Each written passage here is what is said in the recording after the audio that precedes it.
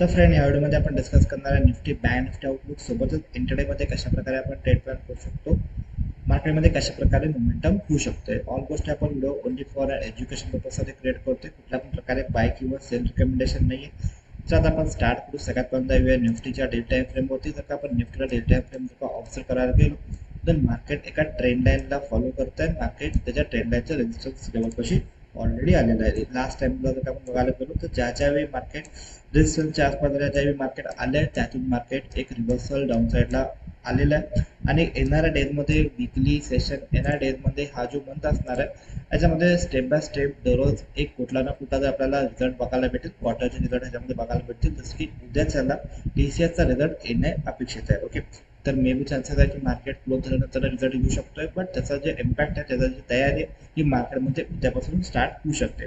तर TCS किंवा IT सेक्टरचा जो रिझल्ट आहे त्याचा इम्पॅक्ट 12% निफ्टी 50वरती होत असतं. आणि मार्केट ऑलरेडी ऑल टाइम हायच्या जवळ गेलं आहे. जर का चुकून जर का रिझल्टमध्ये काय पण झाला प्रॉब्लेम, ओके, किंवा रिझल्ट जर खराब आले ॲज पर मार्केट एक्सपेक्टेशन जर का आले नाही, तर त्याचा डायरेक्टली इम्पॅक्ट रिझल्ट आणि कारणच पाहिजे असते मार्केटला डाऊन साईडला यायला. तर जर का रिझल्ट खराब आले then very high probability आहे की मार्केट डाऊनसाईडला येऊ शकते. टेक्निकली पण दिसते की रेजिस्टन्सच्या जवळ ज्यावेळी मार्केट गेले तिथून एक शार्प मोमेंटम डाऊनसाईडला आली. ही हिस्ट्री सांगते आपल्याला आणि हिस्ट्री रिपीट इटसेल्फ ही होऊ शकते. पण एकच गोष्टीवरती होऊ शकते, पॅनिक व्हायची काही गरज नाही आहे.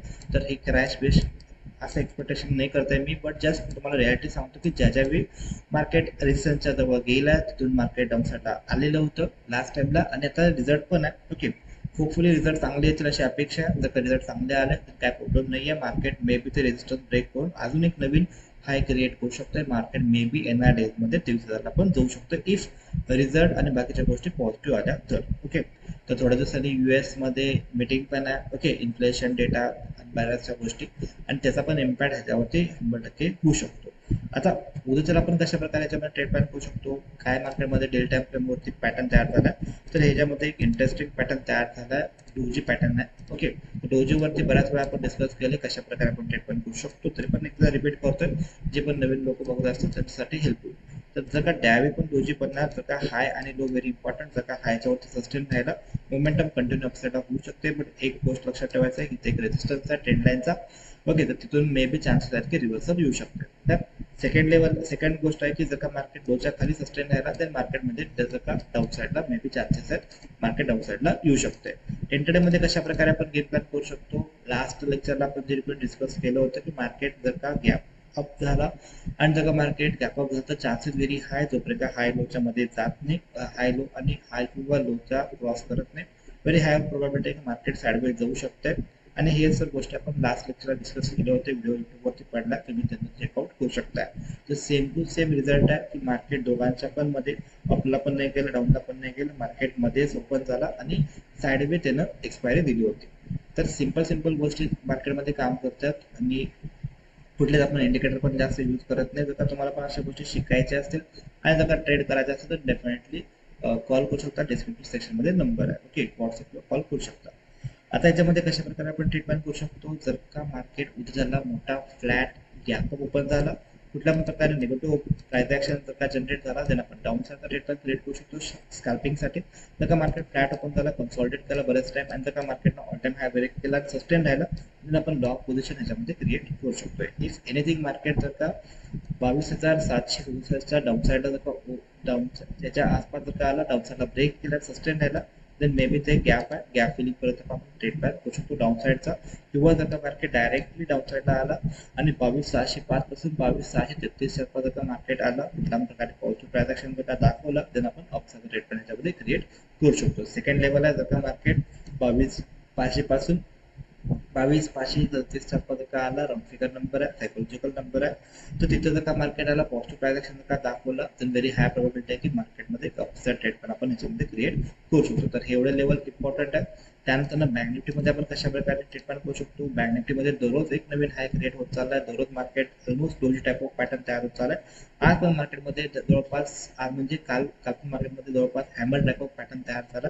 आज मार्केटमध्ये सुट्टी होती. ओके, तर व्हेरी हाय प्रोबॅबिलिटी आहे की जर का मार्केट हाय आणि लो व्हेरी इम्पॉर्टंट हायच्या वरती किंवा लो हाय आणि लो व्हेरी इम्पॉर्टंट जर का हायच्या वरती सस्टेन राहिला तर अपसाइड मोमेंटम पॉसिबल आहे, लोच्या खाली सस्टेन राहिला तर डाऊनसाइड मोमेंटम याच्यामध्ये पॉसिबल आहे. ऑलरेडी मार्केटनं ऑल टाइम हाय ब्रेकआउट केलेला आहे आणि जर का सस्टेन का राहिला अजून एक 2 दिवस तर ह्याच्यामध्ये व्हेरी हाय प्रोबॅबिलिटी आहे की चांगली मोमेंटम अपसाइडला मे बी येऊ शकते. ओके, आता जर का आपण ह्याच्यामध्ये डे टाइम जर का आपण बघायला गेलो इंट्राडे वरती जर का बघायला गेलो तर व्हेरी हाय प्रोबॅबिलिटी आहे की मार्केट सायकोलॉजिकल नंबर कशी आला 49,000 is a round figure number, psychological number. आणि व्हेरी हाय प्रोबॅबिलिटी आहे की जर का market chances is very high की मार्केट गॅप डाऊन होऊ शकते. इंटरेस्टिंग ठरलं जर का मार्केट फ्लॅट ओपन राहिलं आणि चुकून जर का मार्केटनं कालचा डे लो ब्रेक केला म्हणजे हे जे लेवल्स आहेत ऑलमोस्ट 48,800 48,600 लेवल का मार्केट ब्रेक अँड सस्टेन का डाऊन साईडला तर व्हेरी हाय प्रोबॅबिलिटी आहे की स्कॅल्पिंग मध्ये मार्केट डाऊन साईडला येऊ शकते. बट जर का इंटरेस्टिंग रेल जर का market directly gap up open झाला तर व्हेरी हाय प्रोबॅबिलिटी आहे की जो की सायकोलॉजिकल नंबर होता तिथं मार्केटनं त्याला सपोर्टचं काम केलं आणि मार्केट जर का अपसाईडला सस्टेन राहिला ओके 1 and 2 आवर सस्टेन राहिला तर व्हेरी हाय प्रोबॅबिलिटी आपल्याला एक न्यू हाय बघायला भेटू शकतोय. ओके, किंवा एक साइडवे मोमेंटम आणि त्यानंतर एक अपसाईड मोमेंटम बघायला भेटू शकते. ओके, तर ते जे चेंजेस राहतील जर का मार्केट डायरेक्टली आपला ओपन झाला तर आपण काय करू शकतो ते डायरेक्टली तुम्हाला टेलिग्राम चॅनलवरती अपडेट भेटून जाईल. बट सपोज जर का मार्केट फ्लॅट किंवा गॅप डाऊन ओपन झाला तर आपण काय प्लॅन ऑफ ऍक्शन आपला असला पाहिजे. इफ एनी रिझन मार्केट जर का ह्या रेंजमध्ये ओपन झालं 48,560 पासून 48,660 पर्यंत का ओपन झाला पॉझिटिव्ह प्राइस ऍक्शन जर का बनला तर आपण ह्याच्यामध्ये रिव्हर्स ट्रीटमेंट करू शकतो. जर का मार्केट 48,560च्या जर का ओपन झाला तर ह्या लेवलला जर का मार्केट डाऊनसाईडला ब्रेक केला तर मार्केट मल्टिपल सपोर्ट आहेत ते जर का एकदा तुटले तर त्याच्यामध्ये सेलिंग मार्केटमध्ये येऊ शकते, त्यामध्ये आपण सेलिंग प्लॅनिंग करू शकतो.